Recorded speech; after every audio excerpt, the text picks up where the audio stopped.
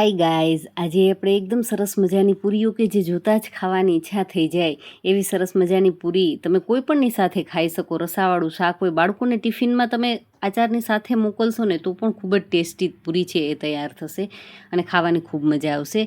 તો એ તૈયાર કરવા માટે થઈ એક નાની સાઇઝનું બાઉલ ભરી અને સૂજી લીધો છે. સૂજી એકદમ બારીક જે આવે છે એ લેવાનું છે અને જેટલું સૂજી છે ને એટલું જ એકદમ ઉકળતું ગરમ પાણી લીધું છે. એમની અંદર નાખી દઈશું, હલાવી મિક્સ કરી અને એમને ઢાંકણ ઢાંકી અને રેસ્ટ માટે રાખી દઈશું, જેથી કરી અને સૂજી છે એ સરસ ફૂલી અને એ કણક છે એકદમ સરસ સોફ્ટ તૈયાર થશે.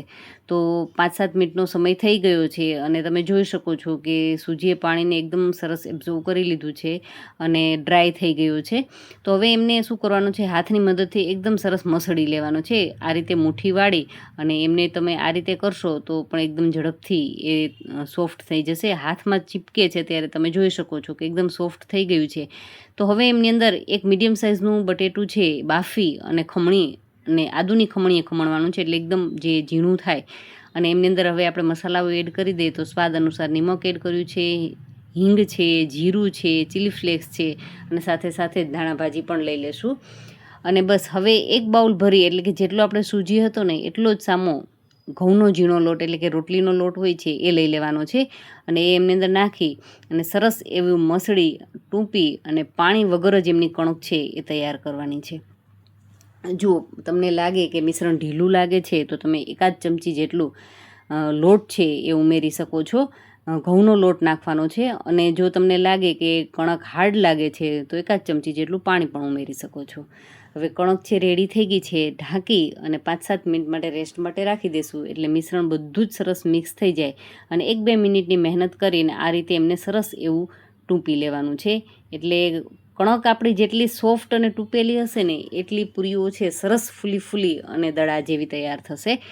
અને હવે એક સરખી સાઇઝના આપણે લુવા તૈયાર કરી લઈએ. તો ઘણી વખત એક સરખી સાઇઝના ન થાય, કદાચ નાના મોટા થઈ જાય તો કંઈ વાંધો નહીં. આપણે એમને કોઈપણ કટરની મદદથી અથવા તો ગ્લાસ બાઉલ કોઈપણની મદદથી આપણે એમને સરસ મજાનો એક સરખો શેપ આપી દઈશું. તો પાટલી વેલણની મદદથી અથવા તો પ્રી પ્રેસનું મશીન હોય તો તમે એમનો પણ ઉપયોગ કરી અને મીડિયમ થિકનેસવાળી પૂરીઓ છે એ વણી લેવાની છે.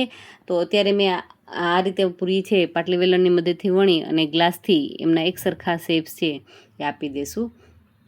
તો જો પૂરીઓ બનાવતી વખતે આમ તો લાગે કે આસાન જ છે, પણ ઘણી વખત આપણે સિમ્પલ જે ઘઉંના લોટની પૂરીઓ તૈયાર કરતા હોય ને ત્યારે શું થતું હોય છે કે ઘણી વ્યક્તિ કહેતી હોય છે કે પૂરી બની હોય ત્યારે સરસ ફૂલેલી હોય, થોડી વાર થાય તો એ બેસી અને વાસણમાં પણ નથી દેખાતી હોતી, એટલી થઈ જતી હોય છે, બેસી જતી હોય છે. ઘણી વખત તેલ વધારે લઈ લેતી હોય છે તો એ ખાવાની ન મજા આવે. તો એમાં પણ નાની નાની બાબતો છે ઘણી બધી ધ્યાનમાં રાખવાની હોય છે. તો જો તમારે એ પૂરીઓ શીખવી હોય ને તો ચોક્કસથી મને કમેન્ટ કરી શકો છો. તો આપણે નેક્સ્ટ ટાઈમ એમનો વિડીયો પણ તમારી જોડે ચોક્કસથી શેર કરીશું.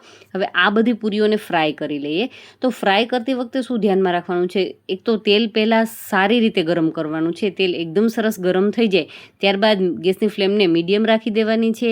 લો ફ્લેમ પર આપણે કામ નથી કરવાનું. જો લો ફ્લેમ રાખીશું તો પૂરીઓ તેલ વધારે લઈ લેશે અને ખાવામાં મોંમાં મૂકશું ને તો લાગશે કે તેલ જ છે. તો એટલા માટે થઈ અને સૌથી પહેલાં એ જ ધ્યાનમાં રાખવાનું, પહેલાં હાઈ ફ્લેમ પર તેલને સારી રીતે ગરમ કરીશું, ત્યારબાદ મીડિયમ ફ્લેમ રાખીશું અને પૂરીઓ છે એડ કરવાની. જો એકી સાથે હું પૂરી નથી નાખતી, એક પૂરી નાખી એમનું એક પળ છે સરસ એવું ફ્રાય થઈ જાય એમને પલટાવી દેશું.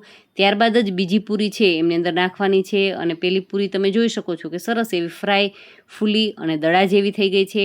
ત્યારબાદ વારાફરતી પૂરીઓને અલટાવતું પલટાવતું રહેવાનું. ઉપરથી તેલ નાખીશું, જે ગરમ તેલ છે એ પણ નાખતું રહેવાનું. હળવા હાથથી એમને પ્રેસ પણ કરતી રહેવાની, જેથી કરી અને પૂરી છે ને એકદમ સરસ ફૂલતી જશે.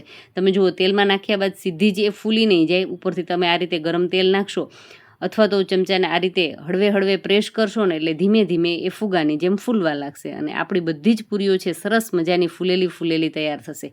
અને એમનો કલર જ્યારે ચેન્જ થવા લાગે ને ત્યારે તમે ગેસની ફ્લેમને હળવી એવી લો કરવી હોય તો કરી શકો છો. બાકી એમને મીડિયમ ફ્લેમ પર અને થોડીક ઉતાવળથી કામ કરવાનું, કારણ કે બધી પૂરીઓ છે ને એ વારાફરતી નાખતા હોય એટલે કન્ટિન્યુ એક પૂરી નાખવાની, કાઢવાની, અલટાવવાનું, પલટાવવાનું એ ચાલુ જ રહેશે. એટલા માટે થઈ અને એ રીતે જ આપણે પૂરીઓને વારાફરતી નાખીશું, જેથી કરીને શું થાય કે તેલનું જે ટેમ્પરેચર છે ને એ મેન્ટેન જ રહે. વધારે તમે જો એકી સાથે નાખશો તો એકદમ ડાઉન થઈ જશે અને પૂરીઓ છે તેલને એબ્ઝોર્વ કરી લેશે. એટલે એકી સાથે નહીં નાખતા, વન બાય વન નાખતા જવાનું, કાઢતા જવાનું, હળવે હળવે પ્રેસ કરતા જવાનું, એટલે સરસ મજાની પૂરીઓ છે એ બધી જ ફૂલી અને દડા જેવી તૈયાર થઈ જશે. તો મિત્રો, આ પૂરીને તમે કેની સાથે ખાશો એ મને ચોક્કસથી કમેન્ટ કરજો કે જો તમે આ પૂરી ઘરે બનાવશો તો તમે એમને શેની સાથે સર્વ કરશો. અત્યારે તો મેં આ પૂરીને રસની સાથે સર્વ કરી છે. કેરીનો રસ છે એ ફ્રીજની અંદર આપણે સ્ટોર કરતા હોય છે, ફ્રીઝરની અંદર, તો એ સ્ટોરની સાથે શ્રીખંડ છે એમની સાથે પણ ખાવાની મજા આવે. કંઈ નહીં તો રસાવાળા શાકની સાથે પણ પૂરી ખૂબ મજા આવશે. તમે એ મેથડથી પણ એકી સાથે મોટી પૂરી વણી અને એમની અંદર નાના નાના શેપ આપીને એ રીતે પણ પૂરી છે એ તૈયાર કરી શકો છો. તો સરસ મજાની બધી જ પૂરીઓ છે એ ફ્રાય થઈ અને આવી ગઈ છે. તમે જુઓ કેટલી સોફ્ટ પૂરી તૈયાર થઈ છે ને, એકદમ સોફ્ટ, એકદમ નરમ એવી મસ્ત મજાની ગરમા ગરમ પૂરી. અને વિડીયો તમને થોડોક પણ સારો લાગ્યો હોય તો વિડીયોને લાઇક કરી અને ચેનલને હજુ સુધી સબસ્ક્રાઈબ કરવાની બાકી હોય તો ચેનલને ચોક્કસથી સબસ્ક્રાઈબ કરી લેજો. Thank you for watching this videos.